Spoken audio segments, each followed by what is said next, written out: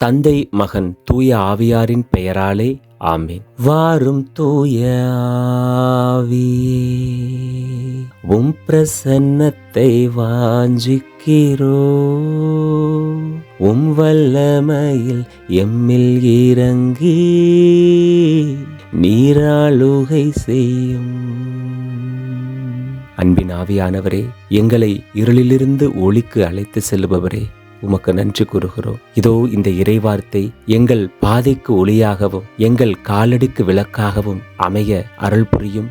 ஆமேன். அருள் நிறைந்த மரியே வாழ்க, ஆண்டவர் உம்முடனே, பெண்களுக்குள் ஆசீர் பெற்றவர் நீரே, உம்முடைய திருவயிற்றின் கனியாகிய இயேசுவும் ஆசீர் பெற்றவரே. புனித மரியே, இறைவனின் தாயே, பாவிகளாயிருக்கிற எங்களுக்காக இப்பொழுதும் எங்கள் இறப்பின் வேளையிலும் வேண்டிக்கொள்ளும். ஆமேன். அன்பார்ந்தவர்களே, இன்று நாம் தவக்காலத்தின் 20ஆம் நாளில் இருக்கிறோம். மார்க்கு நற்செய்தியின் 11 மற்றும் 12ஆம் அதிகாரங்களை வாசித்து கேட்கவும் அதனை சிந்தித்து தியானம் செய்யவும் நாம் தயாராக இருக்கிறோம். 11ஆம் அதிகாரத்திலே 24ஆம் வசனம் சொல்கிறது, நீங்கள் இறைவனிடம் வேண்டும்போது எவற்றையெல்லாம் கேட்பீர்களோ அவற்றை பெற்றுவிட்டீர்கள் என நம்புங்கள், நீங்கள் கேட்டபடியே நடக்கும் என்று இயேசு சொல்லுகிறார். ஆகவே நாம் கேட்டது அனைத்தும் பெற்றுக்கொண்டோம் என்ற நம்பிக்கையோடு அவரை நன்றி சொல்லி துதிக்கவும் ஜெபிக்கவும் நாம் ஆரம்பிப்போம். மேலும் 25வது வசனத்திலே, நீங்கள் வேண்டுதல் செய்ய நிற்கும் போது யார் மேலாவது நீங்கள்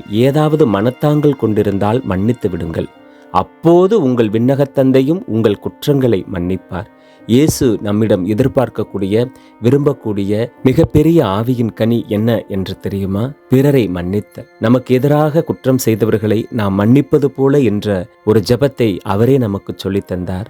அது மட்டுமல்ல, வாழ்ந்தும் காட்டினார்.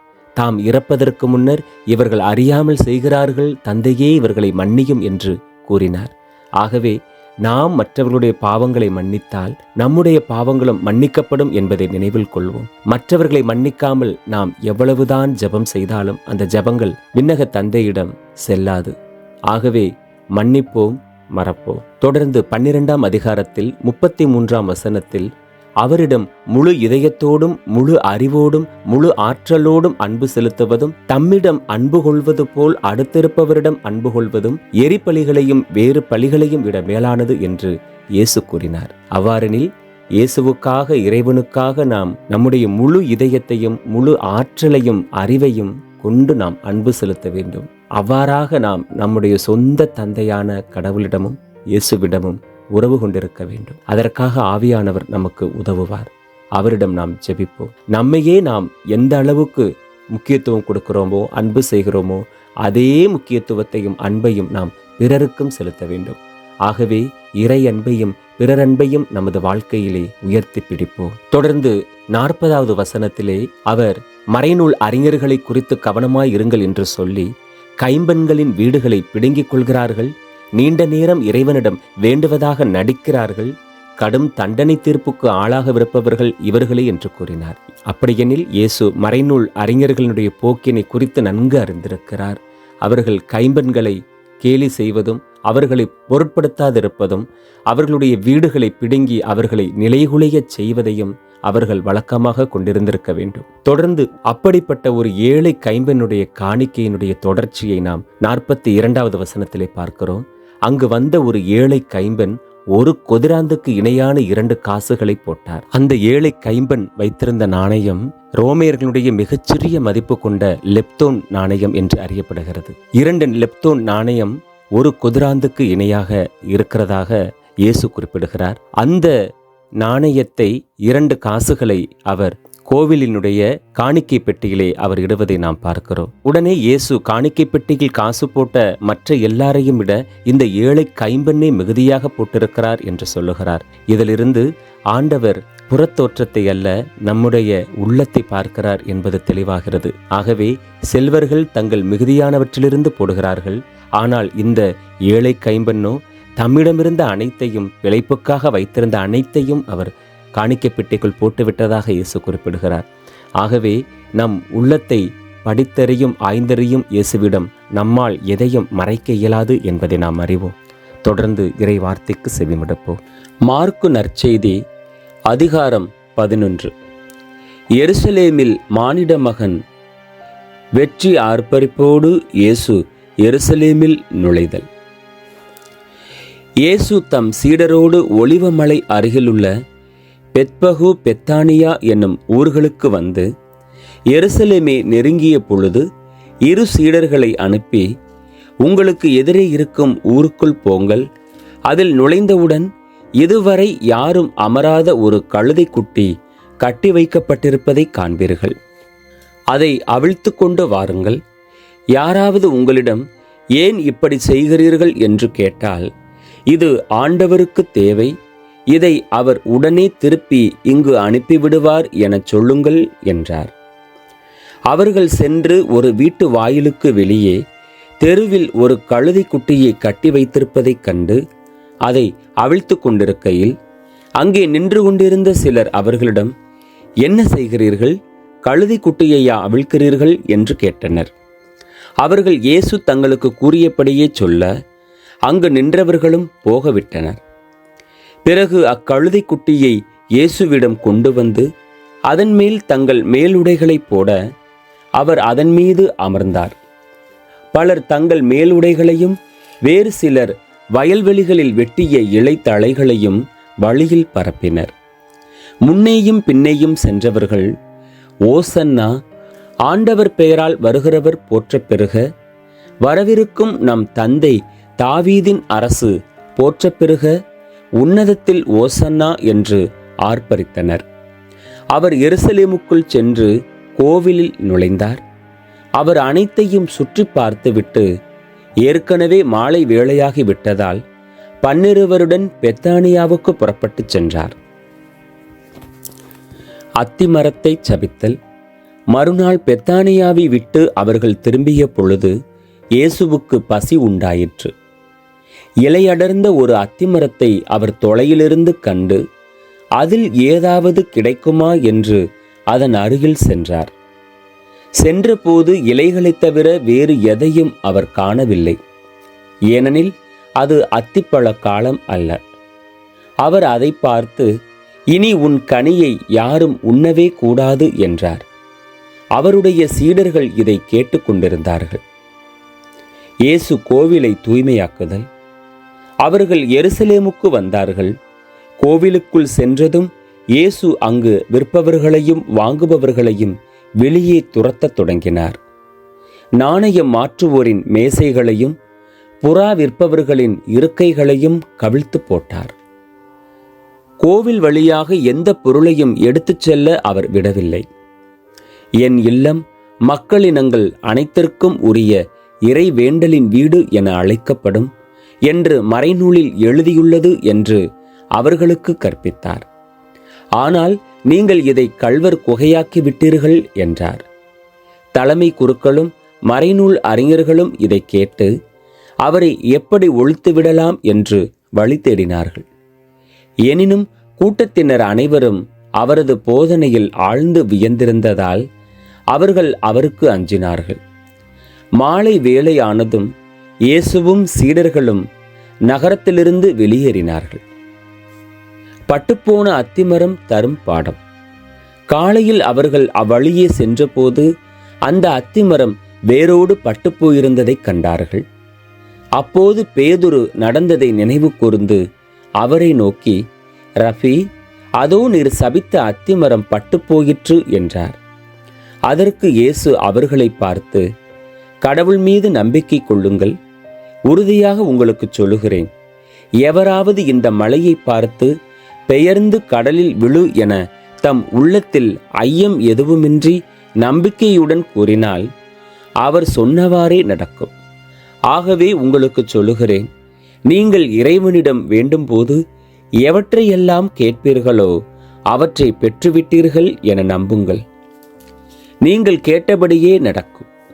நீங்கள் வேண்டுதல் செய்ய நிற்கும் போது யார் மேலாவது நீங்கள் மனத்தாங்கள் கொண்டிருந்தால் மன்னித்து விடுங்கள். அப்போது உங்கள் விண்ணகத் தந்தையும் உங்கள் குற்றங்களை மன்னிப்பார் என்று கூறினார். இயேசுவின் அதிகாரத்திற்கு சவால். அவர்கள் மீண்டும் எருசலேமுக்கு வந்தார்கள். இயேசு கோவிலில் நடந்து கொண்டிருந்த போது தலைமை குருக்கள், மறைநூல் அறிஞர்கள், மூப்பர்கள் ஆகியோர் அவரிடம் வந்து, எந்த அதிகாரத்தால் நீர் இவற்றைச் செய்கிறீர்? இவற்றைச் செய்ய உமக்கு அதிகாரம் கொடுத்தவர் யார் என்று கேட்டனர். இயேசு அவர்களுக்கு மறுமொழியாக, நானும் உங்களிடம் ஒரு கேள்வி கேட்கிறேன், நீங்கள் மறுமொழி கூறுங்கள். அப்போது எந்த அதிகாரத்தால் இவற்றைச் செய்கிறேன் என நான் உங்களுக்குச் சொல்வேன். திருமுழுக்கு அளிக்கும் அதிகாரம் யோவானுக்கு விண்ணகத்திலிருந்து வந்ததா அல்லது மனிதரிடமிருந்து வந்ததா? எனக்கு பதில் சொல்லுங்கள் என்றார். அவர்கள், விண்ணகத்திலிருந்து வந்தது என்போமானால் பின் ஏன் அவரை நம்பவில்லை என்று கேட்பார். எனவே மனிதரிடமிருந்து வந்தது என்போமா என்று தங்களிடையே பேசிக்கொண்டிருந்தார்கள். ஆனால் மக்கள் அனைவரும் யோவானை ஓர் இறைவாக்கினராக கருதியதால் அவர்களுக்கு அஞ்சினார்கள். எனவே அவர்கள் இயேசுவிடம், எங்களுக்கு தெரியாது என்று பதிலுரைத்தார்கள். இயேசுவும் அவர்களிடம், எந்த அதிகாரத்தால் இவற்றை செய்கிறேன் என்று நானும் உங்களுக்கு கூறமாட்டேன் என்றார். மாற்கு நற்செய்தி அதிகாரம் 12. கொடிய குத்தகைக்காரர் உவமை. இயேசு அவர்களிடம் உவமைகள் வாயிலாக பேசத் தொடங்கினார். ஒருவர் ஒரு திராட்சை தோட்டம் போட்டு சுற்றிலும் வேலியடைத்து பிழிவு குழி வெட்டி ஒரு காவல் மாடமும் கட்டினார். பிறகு தோட்டத் தொழிலாளர்களிடம் அதை குத்தகைக்கு விட்டுவிட்டு நெடும் பயணம் மேற்கொண்டார். பருவ காலம் வந்ததும் அத்தோட்டத் தொழிலாளர்களிடமிருந்து திராட்சை பழங்களை பெற்று வருமாறு ஒரு பணியாளரை அவர் அனுப்பினார். ஆனால் அவர்கள் அவரை பிடித்து நைய புடைத்து வெறுங்கையராய் அனுப்பினார்கள். மீண்டும் அவர் வேறொரு பணியாளரை அவர்களிடம் அனுப்ப அவரையும் அவர்கள் தலையில் அடித்து அவமதித்தார்கள். அவர் மேலும் ஒருவரை அனுப்ப அவரையும் கொலை செய்தார்கள். அவர் வேறு பலரையும் அனுப்பினார். அவர்களுள் சிலரை நைய புடைத்தார்கள், சிலரை கொன்றார்கள். இன்னும் எஞ்சியிருந்தவர் ஒருவரே. அவர் அவருடைய அன்பு மகன். தம் மகனை அவர்கள் மதிப்பார்கள் என்று அவர் நினைத்து கொண்டு இறுதியாக அவரை அவர்களிடம் அனுப்பினார். அப்பொழுது அத்தோட்டத் தொழிலாளர்கள், இவன்தான் சொத்துக்கு உரியவன், வாருங்கள் நாம் இவனை கொன்று போடுவோம், அப்போது சொத்து நமக்கு உரியதாகும் என்று தங்களிடையே பேசிக்கொண்டார்கள். அவ்வாறே அவரை பிடித்து கொன்று திராட்சை தோட்டத்திற்கு வெளியே எறிந்து விட்டார்கள். திராட்சை தோட்ட உரிமையாளர் என்ன செய்வார்? அவர் வந்து அத்தொழிலாளர்களை ஒழித்துவிட்டு திராட்சை தோட்டத்தை வேறு ஆட்களிடம் ஒப்படைப்பார். கட்டுவோர் புறக்கணித்த கல்லே கட்டடத்துக்கு மூளைக்கல் ஆயிற்று. ஆண்டவரால் நிகழ்ந்துள்ள இது நம் கண்களுக்கு வியப்பாயிற்று என்னும் மறைநூல் வாக்கை நீங்கள் வாசித்தது இல்லையா என்று அவர் கேட்டார். தங்களை குறித்தே அவர் இந்த உவமையை சொன்னார் என்பதை அவர்கள் உணர்ந்து கொண்டு அவரை பிடிக்க வழி தேடினார்கள். ஆனால் மக்கள் கூட்டத்துக்கு அஞ்சினார்கள். ஆகவே அவரை விட்டு அகன்றார்கள். சீசருக்கு வரி செலுத்துதல். பரிசேயர் இயேசுவை அவருடைய பேச்சில் சிக்க வைக்க ஏரோதியர் சிலரை அவரிடம் அனுப்பி வைத்தனர். அவர்கள் அவரிடம் வந்து, போதகரே, நீர் உண்மையுள்ளவர், ஆள் பார்த்து செயல்படாதவர், எவரையும் பொருட்படுத்தாமல் கடவுளின் நெறியை உண்மைக்கு ஏற்ப கற்பிப்பவர் என்பது எங்களுக்கு தெரியும். சீசருக்கு வரி செலுத்துவது முறையா இல்லையா? நாங்கள் செலுத்தவா வேண்டாமா என்று கேட்டார்கள். அவர் அவர்களுடைய வெளிவேடத்தை புரிந்து கொண்டு, ஏன் என்னை சோதிக்கிறீர்கள்? என்னிடம் ஒரு தெனாரியம் கொண்டு வாருங்கள், நான் பார்க்க வேண்டும் என்றார். அவர்கள் அதை கொண்டு வந்தார்கள். இயேசு அவர்களிடம், இதில் பொறிக்கப்பட்டுள்ள உருவமும் எழுத்தும் யாருடையவை என்று கேட்டார். அவர்கள் அவரிடம், சீசருடையவை என்றார்கள். அதற்கு இயேசு அவர்களை நோக்கி, சீசருக்கு உரியவற்றை சீசருக்கும் கடவுளுக்கு உரியவற்றை கடவுளுக்கும் கொடுங்கள் என்றார். அவர்கள் அவரை குறித்து வியப்படைந்தார்கள். உயிர்த்தெழுதலை பற்றிய கேள்வி. உயிர்த்தெழுதல் இல்லை என்னும் கருத்துடைய சதுசேயர் இயேசுவை அணுகி, போதகரே, ஒருவர் மகப்பேரின்றி தம் மனைவியை விட்டுவிட்டு இறந்து போனால் அவரை கொழுந்தனே மனைவியாக ஏற்றுக்கொண்டு சகோதரருக்கு வழிமரபு உண்டாக்க வேண்டும் என்று மோசே நமக்கு எழுதி வைத்துள்ளார்.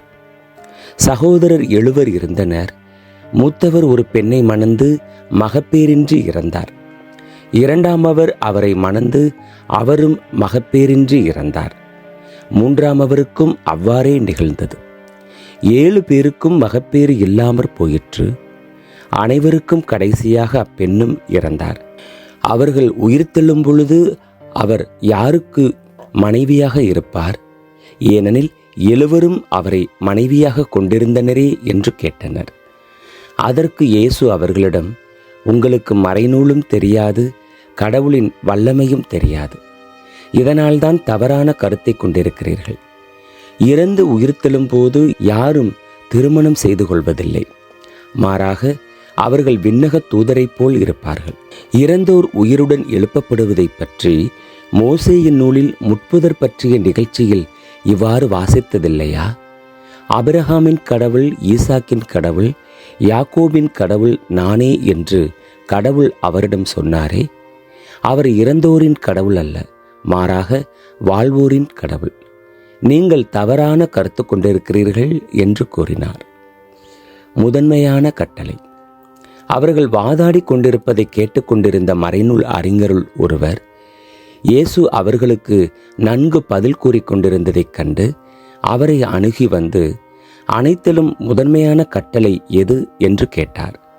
அதற்கு இயேசு, இஸ்ரவேலே கேள், நம் ஆண்டவராகிய கடவுள் ஒருவரே ஆண்டவர். உன் முழு இதயத்தோடும் முழு உள்ளத்தோடும் முழு மனதோடும் முழு ஆற்றலோடும் உன் ஆண்டவராகிய கடவுளிடம் அன்பு கூறுவாயாக என்பது முதன்மையான கட்டளை. உன்மீது நீ அன்பு கூறுவது போல் உனக்கு அடுத்திருப்பவர் மீதும் அன்பு கூறுவாயாக என்பது 2வது கட்டளை. இவற்றை விட மேலான கட்டளை வேறு எதுவும் இல்லை என்றார். அதற்கு மறைநூல் அறிஞர் அவரிடம், நன்று போதகரே, கடவுள் ஒருவரே, அவரை தவிர வேறு ஒரு கடவுள் இல்லை என்று நீர் கூறியது உண்மையே. அவரிடம் முழு இதயத்தோடும் முழு அறிவோடும் முழு ஆற்றலோடும் அன்பு செலுத்துவதும், தன்னிடம் அன்பு கொள்வது போல் அடுத்திருப்பவரிடமும் அன்பு செலுத்துவதும் எரிபலிகளையும் வேறு பலிகளையும் விட மேலானது என்று கூறினார். அவர் அறிவுத்திறனோடு பதிலளித்ததைக் கண்ட இயேசு அவரிடம், நீ இறையாட்சியினின்று தொலையில் இல்லை என்றார். அதன்பின் எவரும் அவரிடம் எதையும் கேட்க துணியவில்லை. தாவீதின் மகன் பற்றிய விளக்கம். இயேசு கோவிலில் கற்பித்துக் கொண்டிருக்கும் போது மெசியா தாவீதின் மகன் என்று மறைநூல் அறிஞர் கூறுவது எப்படி?